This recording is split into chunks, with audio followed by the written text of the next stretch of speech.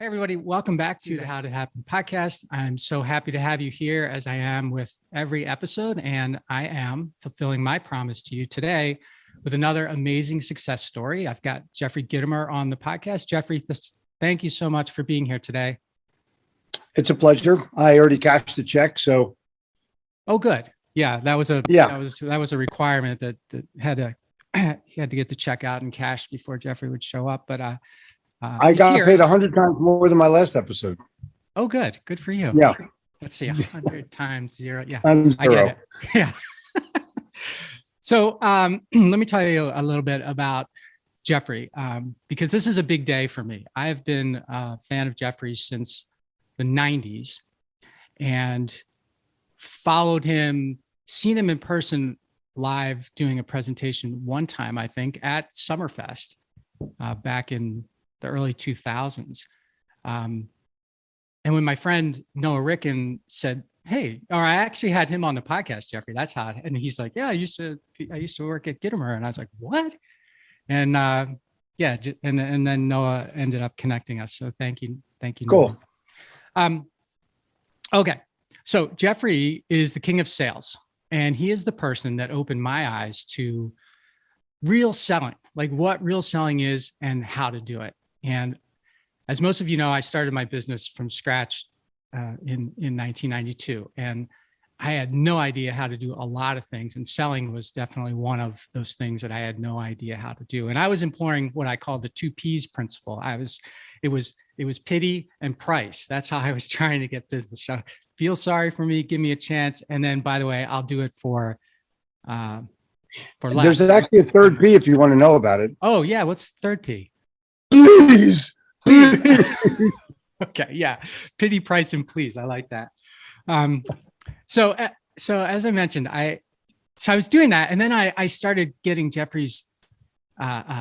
He has always been way ahead of the curve, with, his email newsletter, video, talking about getting testimonials, and really what I loved best about it was, not treating us or his readers as people who were, owed something. You're never owed anything. It was always about doing the hard work and really positioning yourself to be a good salesperson. So I did take it all in, and I don't know if I ever became a great salesperson, but I certainly am a lot better than I would have been without Jeffrey's influence. I started reading his column in the Milwaukee Business Journal. This is actually a column that I've kept from 2003. And this is called, "This Place Couldn't Survive Without Me Not." And good story about Ozzy in there that I may want to go into with you at the cabinet shop. Yeah. So anyway, he just inspired me, and he's going to inspire you today. So Jeffrey's the author of many, many, many, many books, 13 books, I think, at least, all Amazon bestsellers, including The Little Red Book of Selling, The Sales Bible, Customer Satisfaction is Worthless, Customer Loyalty is Priceless. He's got a podcast now called Sell or Die, and he's got his YouTube channel by Gitomer. You can follow Jeffrey on Twitter. I know he's very active there. It's just at Gitomer, Gitomer. And Jeffrey, I start every podcast with the same simple question, and that is, how did it happen for you? I think the easiest way to explain this, Mike, is that, number one, I'm from Philly. My parents, I was raised in South Jersey, Atlantic City, Haddonfield, Cherry Hill, Philadelphia. Right. And my parents were smart. If you start out in the Northeast and your parents are smart, you have the best opportunity to win in the world. Because you're guarded, you're definitely on notice at all moments of time. You're challenged. No one gives a shit if you live or die. When they wave at you, they only use one finger. And the challenge that you have is not just survival, but thriving. And so if you've been to 1,000 sporting events in Philly, you know that they boo the home team if they deserve it. You know that they boo Santa Claus. You know they throw snowballs. You know they throw batteries. They throw everything. Right. And it's crazy, but if it wasn't for that upbringing, I couldn't survive. I sold in New York City for 3 years, banging on doors and making targeted cold calls, not cold calls, targeted cold calls, big difference. And from there, you learn not just how to sell, you learn the science of the process. And that becomes something that you can teach at some point in time. And I decided to do that when I pretty much arrived in Charlotte in the 90s. So I'm a product of my environment. I am a college dropout, but it's from Temple University, which going there doesn't even count anyway. And I'm loyal. Yesterday at the Super Bowl, I had this hat on. Nice. Because I don't care. I don't want those other teams to win. When the Cowboys play the Giants, we root for injuries. So it is a way of life that's transferable. It's not mean. It's matter of fact. It's not rude. It's matter of fact. And if you don't get that, you don't win. So we live in a condo building here. There's 84 units in our building. It's an old cracker factory, and the Lance Cracker Factory. And when people come to the elevator, I don't want to ride up with them. I hit door close. That's how I was raised. You don't want to ride with somebody, hit the door close button. And you pretend like, oh, sorry, I hit the wrong button. I didn't hit the wrong button. I don't want to ride with them. So I was way ahead of COVID. I was 30 years ahead of COVID. Isolation was really easy for you with COVID. Yeah. Yeah. But I mean, that's just how the neighborhood was where you grew up. You didn't really get to know your neighbors until maybe the garage sale when you moved. Right. And so all of those things helped me understand, especially how to get to the point quickly, how to engage somebody and have a good time. When I moved to Charlotte, I go, oh, wait, everyone's friendly here. It's like it's like, whoa, they use all their fingers here when they wave at you. And the challenge that you have is acclimating yourself from up there to down here and being basically friendly. And from there, I developed the saying, all things being equal, people want to do business with their friends. All things being not quite so equal, people still want to do business with their friends. Right. And down here, it's called the Good Old Boys Network, but it's really just a bunch of people that are happy. They want to be here. Well, it turns out that as the story evolved, we were very fortunate. We have a condo at the beach in Wild Dunes, South Carolina, where everyone is happy because they want to be at the beach. They want to be there. Hard to explain in Milwaukee where it's like -3 degrees, but if you lived near the shore, if you were raised in Philly, they refer to it as down the shore. Right. People go to down the shore, but they have the same kind of attitude as they had when they were 50 miles away. Here, where people live at the beach, they want to live there. And everyone who goes into the restaurant, everyone who goes into the grocery store, everyone who goes shopping, they're happy. It's kind of cool. And they're waving and they're having a good time because they're at the beach. So I've grown my attitude in the 33 years that I've been in the South, and it's done nothing but pay off. I know how to Jersey, but I'm happy. Yeah. Okay. It's funny what you say about the Northeast. I'm going to ask you about it after I share my own little story, because I too grew up in Philadelphia like you. And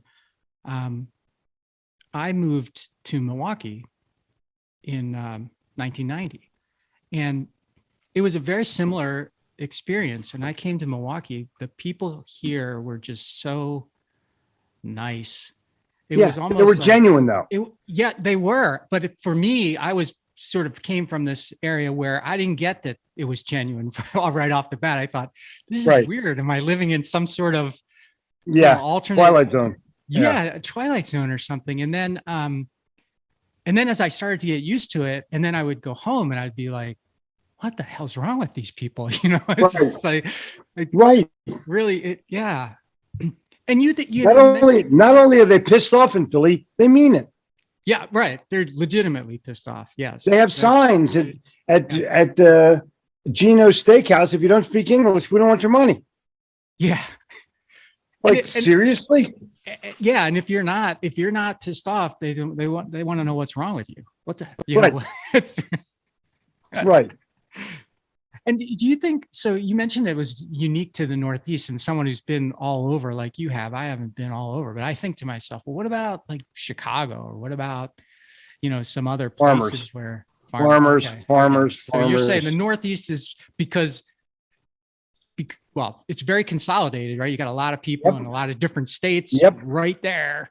And okay, so there's really, all right. And you go to New York City and try to make a sale. Yeah. It's not like selling anyplace else, because everyone's already knows everything. Yeah. Everyone has a friend, a goldfish, a brother-in-law, somebody that can get them something cheaper, better. And you have to thrive, and you can't survive in that area. You have to thrive in that area. Otherwise, you're a failure. Right. So it's a matter of understanding the whole society. And that's how I got there.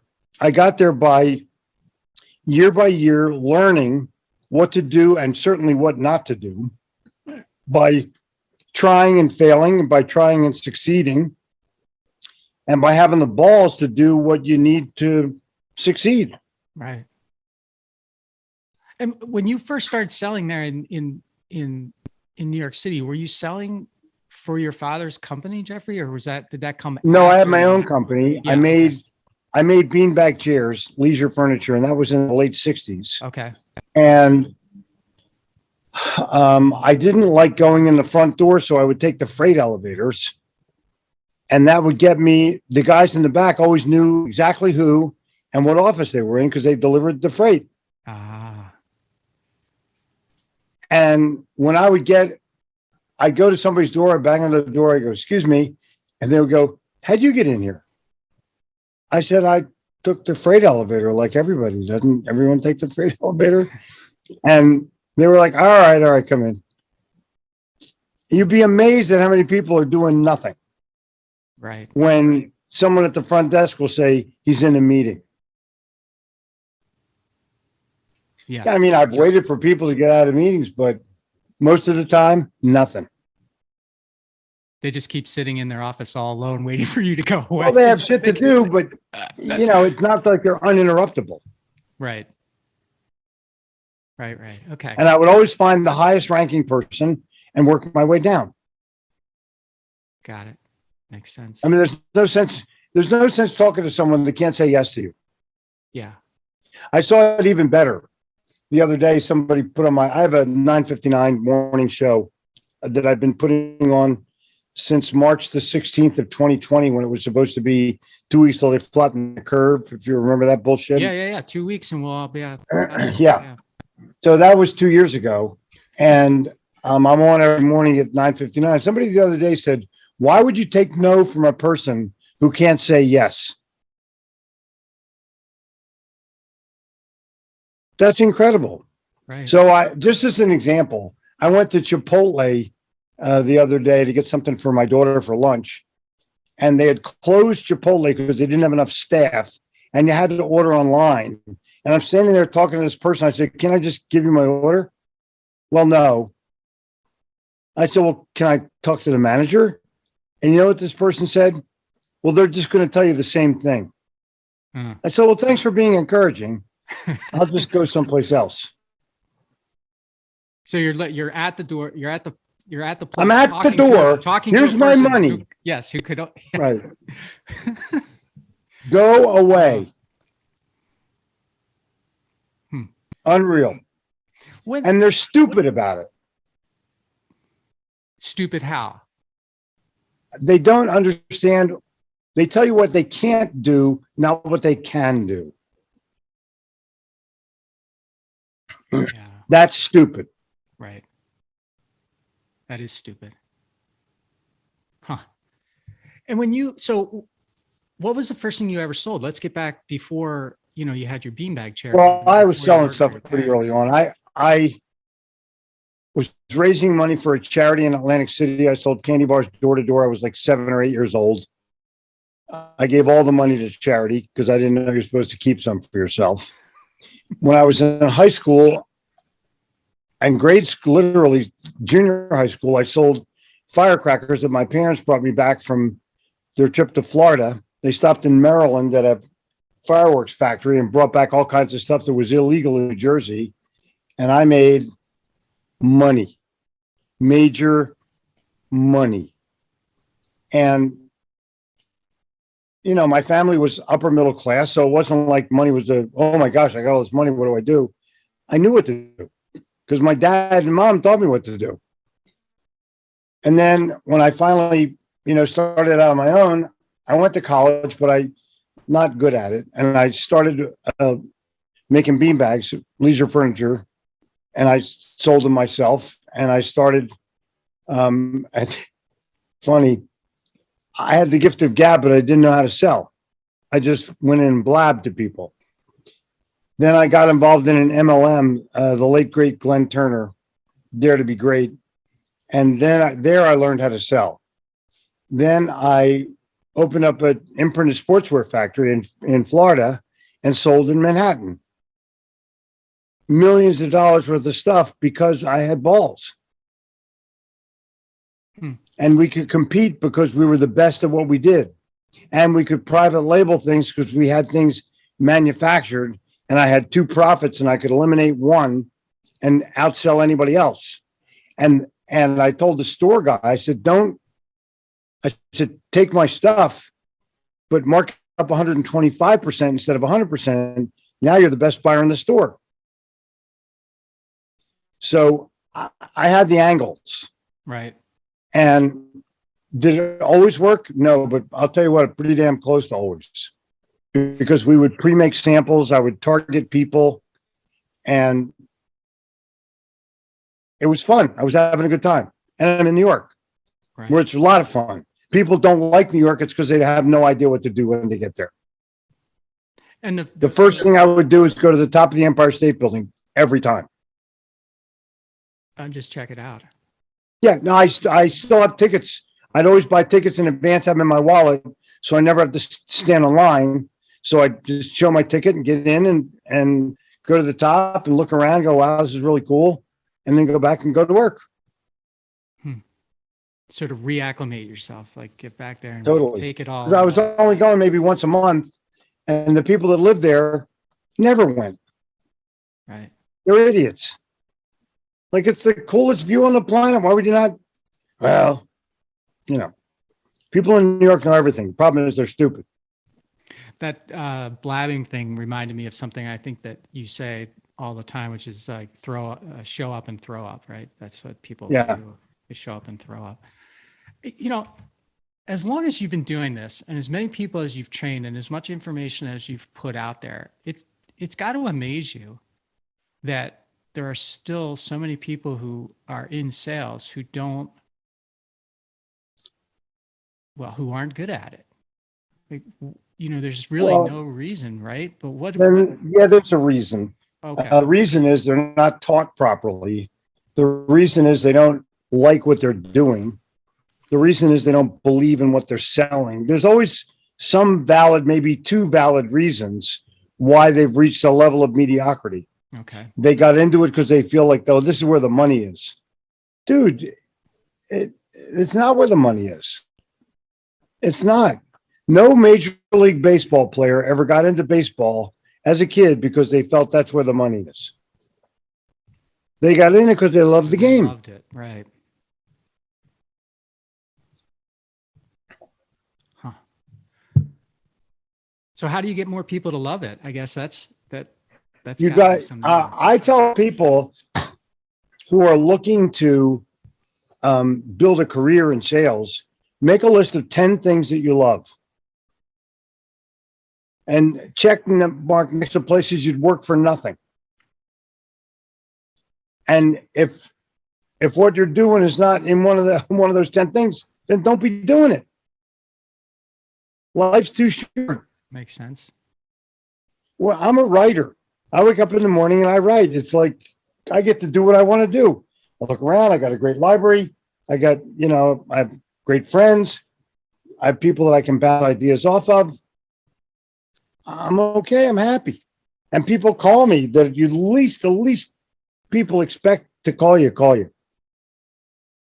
And when they do, you're like, wow, this is so cool. And you're like blown away by who we just called. Mm-hmm. And that's the value of doing the right thing, saying the right thing, being consistently valuable, being trustworthy, all the things that go along with it. And then all of a sudden you make friends, and they're good friends and they last for a long time. Right. One of the things that discouraged me from staying in New York was the fact that there's very little long term. Everything's very transactional. I'll go now, and I go to New York now. It's like for fun. Well, I haven't been in a while because of COVID bullshit, but I don't know whether you're aware of it. If you watch the news, we're in the middle of a pandemic. Really? If you don't, it's Monday. I Yeah, got to take exactly. the freight elevator to find stuff out more often. Exactly. But I go to Starbucks and it's my turn, and the barista, I walk up, I go, hey, how's it going? What do you want? They refuse. What do you want? That's their greeting. What do you want? Not like, hey, I'm fine. How are you? Not like, hey, thanks for asking. They don't care. So it's not that they're rude. They're just matter of fact. And no one gets mad at you if you get mad at them, because that's how their society works. I've lived in New York City on and off over the years, and my wife, we're both from New Jersey. She's from North Jersey. I'm from South Jersey. But when we met, she was living in Manhattan on 85th Street. And she was real big in BNI, if you know what that is, the networking group. Okay. And so we decided to live half the time in New York and half the time in Charlotte. And it's a different life to live in New York City. All the relationships are almost temporary. Because if you say the wrong thing, you got one shot. If you say the wrong thing or do the wrong thing, you're out. In 2 seconds, you're out. Or they won't return your call, or they've got a cheaper price. So I couldn't deal with it. I'd rather write and have people find me. You know, one of the things that I think puts me in a different category than other people is that I don't make sales calls. Did I call you or did you call me? I called you. Right. I don't call anybody. I've made 2,500 corporate custom speeches in the last 25 years, never made a sales call. Never. You put value out, people like it, they call you. So, I mean, what is, if I walk into a CEO of a company, do they want an autographed copy of the Little Red Book of Selling or my brochure? Probably the book. Yeah. The brochure gets shredded. That's why companies have shredders, so they can get rid of brochures. It's amazing to me that brochures are still printed, and yet everybody wants to walk in with that handicap, right? Like, I need something. I can't just go in with me. Even your business card's a piece of shit. Right. How did you? So, yes. How did you get started with writing? Because you mentioned, not school wasn't. I got started in writing when someone wrote something that I believed wasn't true. And I thought, well, I'm a better writer than this guy. So I asked the Charlotte Observer if I could write a column, and they said no. As soon as somebody says no to me, I take that as a challenge. Yeah. So I went to the Business Journal, and they said yes. And I wrote every Friday 750 words for 15 years. Every Friday. until the editor of the paper was an anti-Semite and figured out a way to get rid of me. They lost hundreds, if not thousands, of subscribers because I was the only thing salespeople read in the paper. I will admit that in the Milwaukee Business Journal, yours was the first article I would turn to in the paper when it was in it, because it's the one that gave me the most value. Like it was like, oh yeah. Well, like you're saying. Well, here's the secret, Mike. Yeah. I was in 100 papers. They all did surveys. They all said that my column was the most read thing in the paper. Every one of them. But editorial people thought that news was important. And editors would call me up going, what is this shit? Why are you more read than I am? I said, you got this. I got 2 words if you want to write it down. You're boring. Oh, boring. Okay. And when this person wrote this article that you didn't agree with, was it a sales related article or was it something? Yeah, it was an article about, they asked questions one week and then the next week they wrote the answers and they were all bullshit. Okay. Total bullshit. And I called the paper up. I said, dude, not only is what you're writing wrong, but now thousands of your subscribers have wrong information that they think is right. Yeah. So they came and did an article on me. My phone rang off the hook, and that started the whole process. Ah. And what's this anti-Semite thing about? Why would? Oh, the lady just didn't like Jews. I don't know. She was a creep. Huh. She tried to find fault with everything I did. From the time she took over as publisher, I lasted another couple of 3 years while she was there, but she was always trying to get rid of me. And finally, one day I did something and can't remember what it was, but they fired me. Okay. I'm like, fine. Meanwhile, at that time, I had more readers than they did. Right. Because my newsletter had 150,000 circulation and they had 10,000 circulation. And how do you scratch that itch? How do you scratch that itch now? Do you, that 750 every Friday sort of itch? I still write, but I do it a different way. I do voice to text.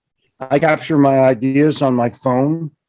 I'll convert that into text and I use Dragon for Mac or Siri or something to convert anything I have. And I do seminars, and all of that requires customized preparation. Okay. And so I'll write to myself every day some idea that I have by voice to texting myself on text. Okay. It's always more than 750 words a week, always. Well, when you start talking, the words just, a lot of times words just Boom. come, right? So yeah. People, this is a secret for anyone who's listening so far. Writers will always say, I got writer's block. Well, I don't write, I talk. And no one's ever had talker's block. Like, hi, Mike. Can't really think of anything to say right now. It's a good workaround, right? That this never had talker's block. That's a great little mind shift. Ever. Who has? Right. Well, I don't sit down to write. That's not true. I sit down and then I somehow get an idea. But right now I have a pretty solid body of work, and I add to it.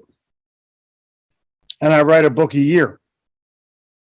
So with a book a year, that's like, I don't know, 40,000 words. So that's half the year to begin with.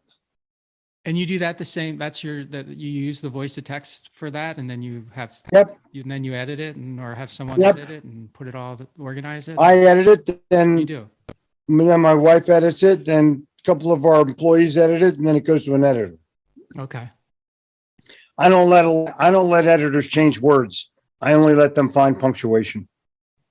No word changes at all. Everything is. Well, occasionally someone will question something, but they're not allowed to change a word. Yeah. Okay. Yeah. I've sold 5 million books. Right. They edit grammar. Yeah. Makes sense. Right. So when you Did you try to get picked up by someone else you had to be pissed off when this happened? I mean, here you are. Yeah, no, I just felt it was time. I said, Oh, you did. So you know, just acknowledged, like, hey, it's time I for just the said, fuck it. Yeah, I'm fine. Okay. That's pretty big of you, because Yeah, it was big, but you make a transition. All things happen for a reason. right. Most people are too pissed off to figure out what the reason is. Yeah. They want the reason to be something else.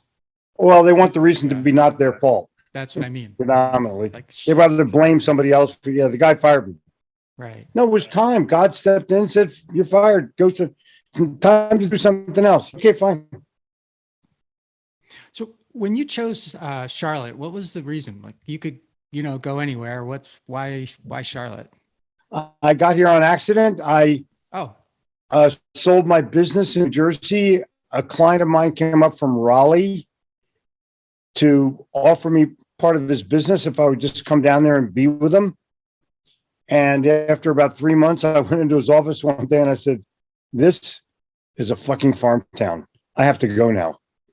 And he goes, well, go to Charlotte. It's like more cosmopolitan. I have a couple of contracts. You can use them. Okay. And literally the minute I arrived in Charlotte, I knew I was home. no kidding. Urban, nice, quiet. I mean, people think it's, right now it's the 5th largest growing city in the country. Yeah. I got lucky and bought a bunch of real estate right in the proximity of downtown, which they call here uptown. And I'm fine with where we're positioned. And, I have a really nice place, and the airport is on one flight from anything. It's civilized, fuck you is not a greeting. And it makes it a lot more simple to have a nice life. My daughter's in school at High Point, which is, not too far. She's in a great place. Yeah. She's not a good place. I'm friends with Nito. Oh, you are? Yeah. Okay. Yeah. And it's a great place, literally. It's one of the He's most turned that amazing school places. in- Yeah. He's an amazing person. I had him on my Yeah. podcast too. He's like, you can't even imagine what he's done. Like most, especially as a non-academic in an academically run. Right. He's a businessman in academics. Yes. Go figure. Well, what you said about you, when someone says no to you, that's that's really, Yeah, that's a not yet. Yeah, Right. And that's what Nito's about, because people say no to, they've said no to him all along, and then people start saying yes and giving him $10 million here or $10 million there. He knows how to get it. And they're well endowed now. The school is making national news. They're going after athletics, which is the next thing to do. And a couple of friends of mine who have kids that are Olympic quality athletes are going to go to High Point. Right. Yeah, it's a great. I think I like it more than my daughter likes it. But it's just I was just amazed from the very, very, very first time I saw it. Well, sorry to get off on that tangent, but it's good that you know Nito as well. What can I go back to the story that I referenced in the Business Journal article where you were working for your father in his cabinet making factory, I guess. Mm-hmm. And you were 19, I believe, at the time. So this was maybe before you started your own, the beanbag thing and stuff. I'm not Correct. sure. Was there this idea that Jeffrey was going to come in, second generation, run the business? No, I never thought that. I always thought this is how I'm going to learn how to do business from my family and then be on my own.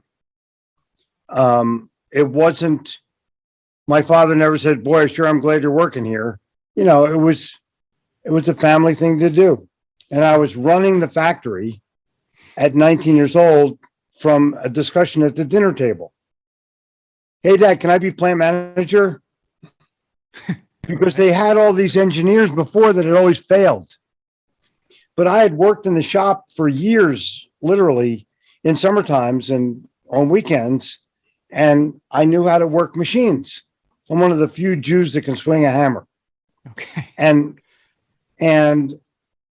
he said, Like Joseph. sure.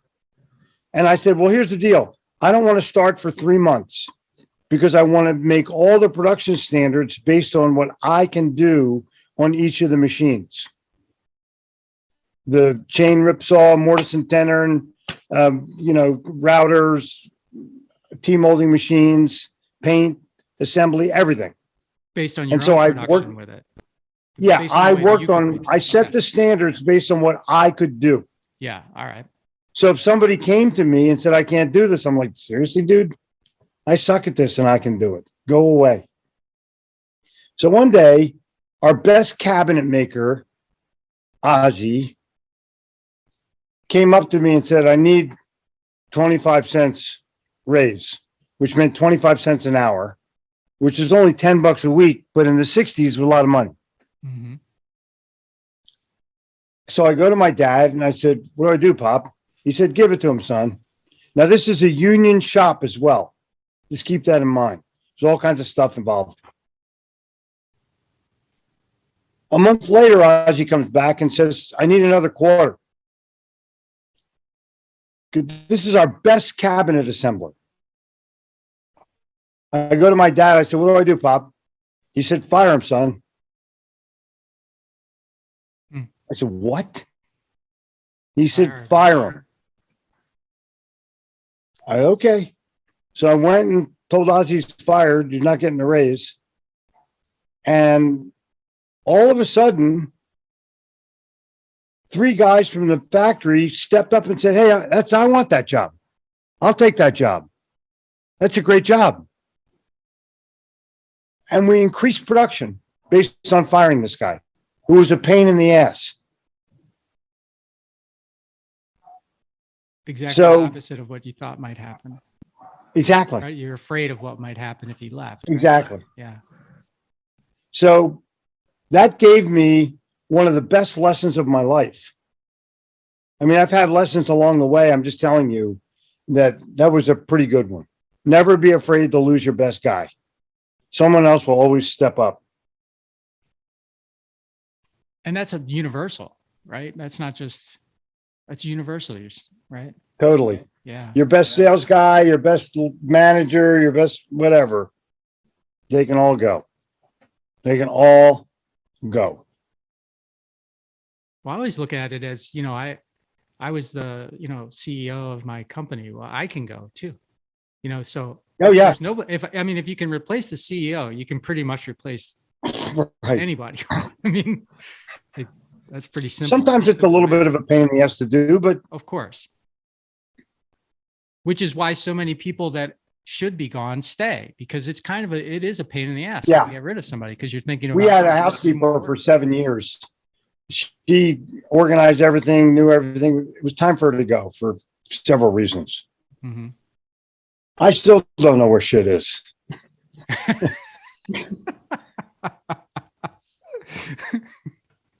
But you're still happy with your decision. Totally, yeah. We have better cleaners now.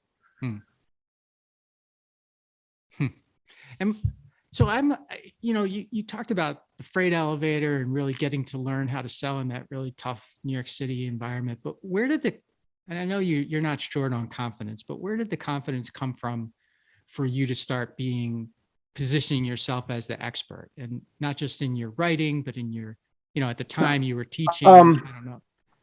2 things. Number 1, I looked at my parents as role models, and they were achievers and successful people.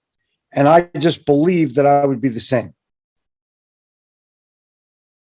I knew I was as smart as my parents. Most kids think they're smarter than their parents, but I knew I was at least as smart as my parents. And so that gave me the personal self-confidence. And then when I started to write and people started to acknowledge my writing, I went from an expert to an authority literally overnight. And I'll tell you when it happened. There was a guy here in Charlotte who passed away a couple of years ago now. It was like my dad here. His name was Ty Boyd. Oh, He yeah. was the, radio announcer, National Speakers Association president, and his daughter introduced us when I first moved to Charlotte. He was like the Jesus of radio and speaking here. Right. And he became an unasked for mentor. You don't ask for a mentor, you earn one. And he would call me, Gitomer. He made me join the National Speakers Association. He introduced me to a ton of people. But I went to one of his seminars early on in my writing, and I wrote 2 columns on Ty Boyd's seminar. And then I asked the Business Journal, I said, hey, Ty Boyd has some papers, the 51 ways of getting closer to your customer. Can I offer that as a freebie at the end of my column? Fax it in and we'll fax it back to you. To tell you what the technology was. Yep. And they said, sure. So I put it in the bottom of my column. If you want Ty Boyd's 51 ways to get closer to your customer, on your letterhead, just write the words Ty Boyd, and I'll fax it. If your fax number is not on there, put your fax number on there, and we'll fax it back to you. We call it fax back. And we got 300 faxes the first day. I broke the fax machine at the Business Journal. They almost couldn't get their paper out on time because they had to fax stuff to wherever their paper was being printed, and the faxes weren't. It was busy.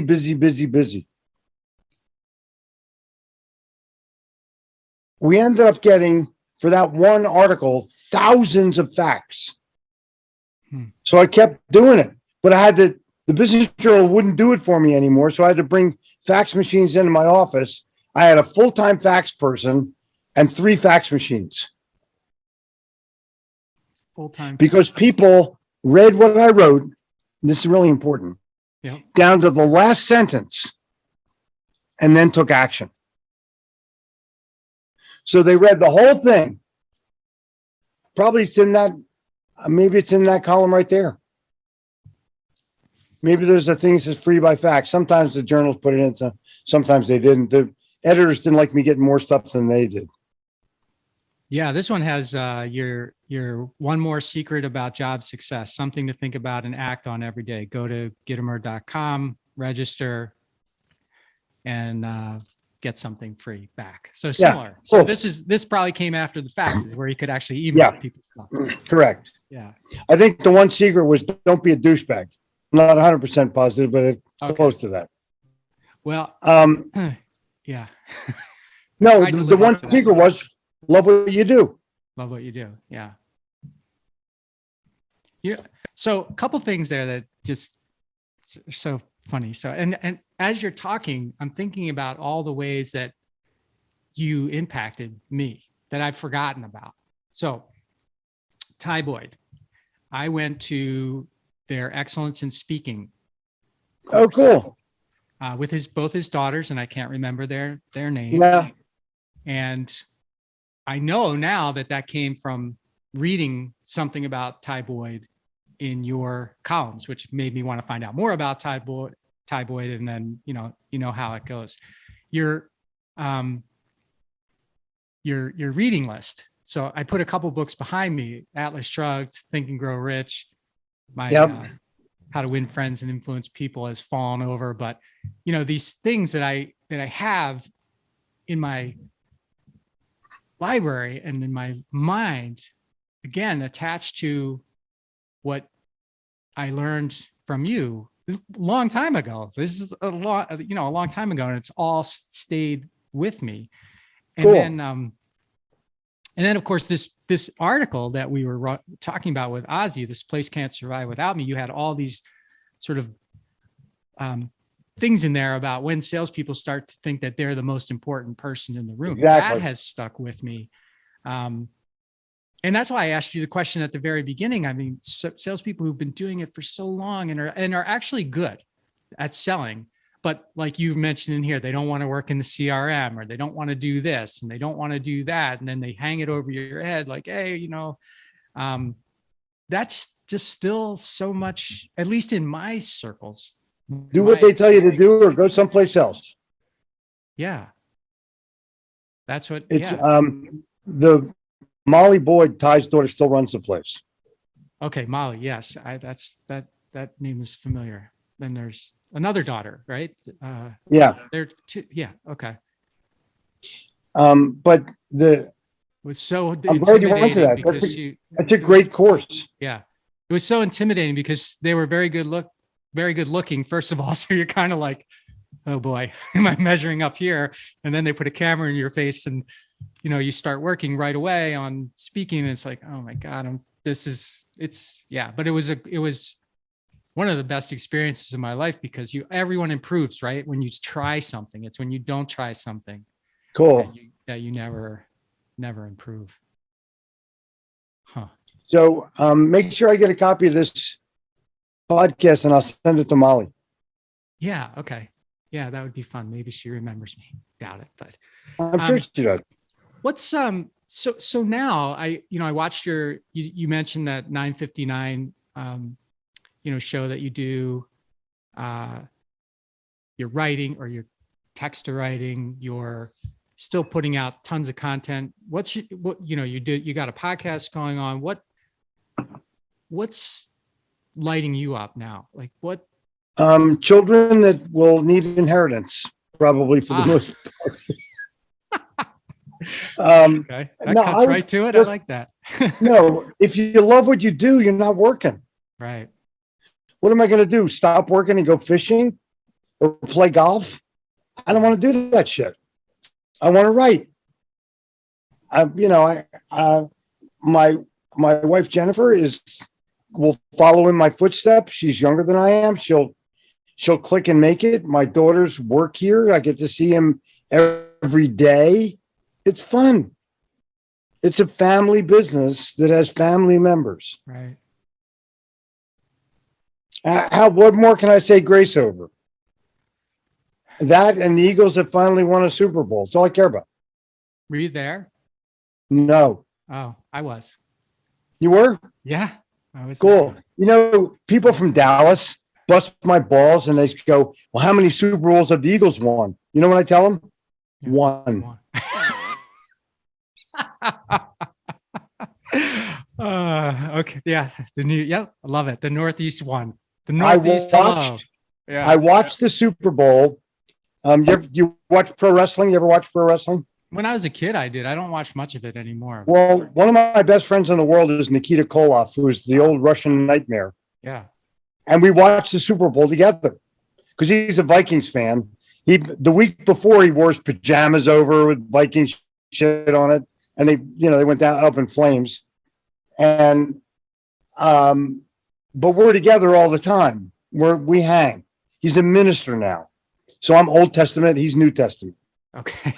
And he was here watching the game with us. And it was just the most amount of fun you could have because at the time he was rooting for the Eagles because his team had already been out. I never stopped rooting for the Eagles, even if we're not in it. Yeah. I didn't care. I'm kind of glad Stafford won, just on a sports note. I wanted Beckham to be more of a part of it, but he got hurt in the first quarter, but he did catch a touchdown pass. So not like he's totally out of it. But it was a nice Cinderella ending for that kid who's got nothing more to prove. Although they all want to be John Elway and win 2 in a row. So hard. I do agree with you. I felt really good for him because, that dude has paid his dues and then some. The Lions. And he's a really great quarterback too. And he was basically, I don't know if stuck is the right word, but maybe it is. He was stuck there for a long time. And he's a family guy. He's a good guy. He's just good teammate too. So's the other guy. Yeah, Burrows. Yep. So they'll be nice rivals. And Mahomes, there's a whole new era of quarterbacks coming up, and it's kind of fun to watch. Well, as long as we're on that, and I know we're getting off this, but that's fine. Like, what do you think about Rodgers? I wished he would have won this year. Yeah, because I think it's over for him. I think he'll be almost for a long time, but he has a ring, so he's happy. Right. But I want, I want Jalen Hurts to win. I want to put a team around him. Let's play. Yeah. He's a runner. He's a pather. He's a thinker. He's good. I mean, they got rid of Carson Wentz for him. Right. Think about it. Yeah. He's an interesting story too. Wentz. Yeah. So we'll see what happens. I'm always optimistic. Always. Because I'm a Philly fan. So am I. I try my best when I go to seminars around the country to play at least a minute of the Mummers, because nobody understands what the Mummers are. And it's so much fun to do. I'll send you a couple links of the ones that I watch. Okay. When you're smiling, it's so good. And there's a whole one of the bands does Fly Eagles Fly. It's classic. Just classic. For those of you who don't know, the Mummers are like the New Year's Day equivalent of the Rose Bowl parade in Philadelphia, right? Which is that Yeah. a kind of a comparison that makes sense? Or just if you're watching and say what are the Mummers, just do Mummers on Google and watch the videos. Yeah. Don't read descriptions, just watch the videos. Watch the string band videos. They're unbelievable. They're literally unbelievable. And they practice in South Philly where they've been for 100 years. And they're half drunk, but they're having a good time. Yeah. That's the whole thing. They're having a good time. Yeah. They're having a great time. They're having a great time. And it's great so to I see gotta go that you're having pick my kid up at school. Yeah. No worries. So Jeffrey, thank you so much for joining me today. This has been a gift. I really do appreciate it. And I appreciate all the work you're doing to help anytime and all the content you're putting out there. So thank you. Anytime. It's my pleasure. Fly Eagles Fly. Cheers. Sure. Sure. They're saying, go get a mentor, get a mentor, get a mentor, get a mentor. And you said, you can't ask for a mentor. You said it has to be unasked. Could you explain what you're thinking on that? Yes. When I first met Ty Boyd, it was at the recommendation of his daughter. We had breakfast at the Marriott in South Park. Everyone was kissing Ty Boyd's rear end because it's Mr. Boyd. Okay. And there's a guy in the corner waiting for you, Mr. Boyd. And so I meet Ty and we start to talk about the speaking business, the whole thing about what I'm doing. And he liked me. And then I became friends with a guy who did a talk show here and he wanted to do one on customer service. And I said, well, can I bring Ty Boyd with me? He goes, yeah. So I call him up. I said, hey, you want to go on this show? He goes, yeah. So now you're helping him. Yeah. And so it wasn't like he felt like he owed me, but I'd go to his office, we'd sit and talk, and he'd show me what he did. He kept a log of every story that he ever told an audience so that if he ever went back there, he'd know what stories he told them. Okay. Yeah, so not repeating. I'm thinking, I'm never doing that. People can't remember what they ate for lunch 2 days ago, let alone what story I told them. So I just never did that. But the bottom line is, I've been asked to go back to companies year after year after year based on he said he did it. Therefore, I thought, well, shit, they did it. I can do it. And just a good guy, just a solid family guy, bunch of kids. I'm friends with all of them. We just had one of these relationships where it was a giving and taking relationship. I did a seminar with him in 1994. We sold the place out and he made money. I gave him money. So it was a reciprocal value for value relationship, but he had way more experience than I did. Right. He had more knowledge, more wisdom than I did. So I'd ask him, he said, pretty interesting. He said, Jeffrey, I used to travel all over North Carolina, but I was never alone. I said, what do you mean? He said, I took Earl with me in the car. So he had cassette tapes from Earl Nightingale, and he would listen to all of them. So everyone gets their wisdom from someplace. Yeah, there's no new wisdom, right? And I got mine from Ty, and he was just so gracious all the time. And he introduced me to Charlie Tremendous Jones. He introduced me to Nito. He introduced me to everybody. But he was proud to introduce me. Right. I never said, hey, can you introduce me to Charlie Jones? He goes, Jeffrey, you got to meet Charlie Jones. He's like you. I'm like, okay, cool. So he introduced me. But he said, you got to go to his place. I said, okay, I'll go. And it sounds like you aimed right off the bat to have a reciprocal sort of relationship, as opposed to the, hey, Ty, can I pick your brain? And you tell me, right. People will call me up and say, can I pick your brain and buy you lunch? I said, listen, pal, I have $1,000 an hour brain picking fee, and I'll buy your lunch. Right. Yeah. No, I'm glad you shared all that. I'm glad we went back and got that, because I think that's very important for people, because what you're being should tell you though, people fly to Charlotte, pay me $1,000 to pick my brain. Right. As they should. Yeah. That's what they should be doing. And now with Zoom, we can do it over the phone, but you have to be face to face. I think for us seeing each other, it's very helpful, right? As opposed to just talking on the phone. All right, cool, Jeffrey. Thanks for the extra time there. By the way, talk about that. Just by the way, I'm looking at the background behind you. Yes. I have one of these. Oh, you do? Oh, cool. Yeah. Yeah, it's. I don't know where the hell I got it. Very similar. Yeah, it's an Atlas Shrugged one. Yeah, a friend of mine gave it to me with a pen on it, just like it is right now. Yeah. Yeah. Isn't that crazy? That is crazy. Thanks for showing me that. It's neat. All right, man. It's a pleasure. Take care. If you need anything, buzz me. Okay. I'll send you the raw video too, and you can do with it what you want. Good luck to Aaron Rodgers. It's nice to come in second. Yes, it is. Yeah. Listen, the Bucks won last year. You've had it for 10 years. That's enough now. Yeah, we're doing all right. Yeah, I will admit that here in Wisconsin, we're doing all right with our sports teams. I'm trying to think of this guy's name.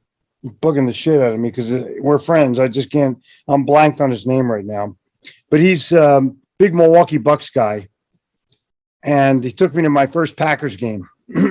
Okay. But we sat courtside at the whatever arena your shit is. And because the Bucks were playing the Dallas Mavericks. This is probably half a dozen years ago. Okay. And we go down. We're there about 10 minutes late. Sitting in my seat is Mark. You know what I'm talking about? Mark. The owner of the Mavericks. Oh, Mark Cuban. Yeah. He's sitting in your seat. Yeah. I go, dude. This had to be great. Yeah. Dude, you're in my seat. If you go to my Instagram. Yeah. Oh, we took a selfie. Okay. I put it up on my Instagram. That is so funny. Mark Cuban. But I kicked his ass out of my seat.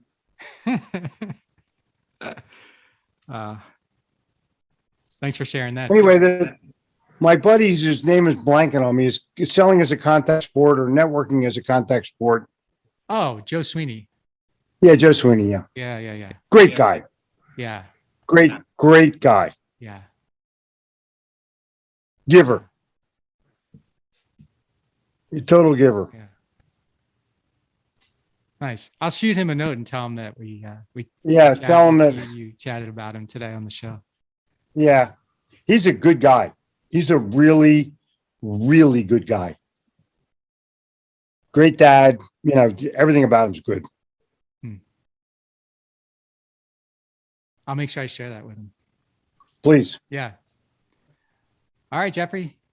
Thank you. All right, Mike. You take care of yourself. I'll talk to you soon. My people will call your people. Okay. Fair enough. All right. Cheers. All right. Yeah. Bye-bye. Bye.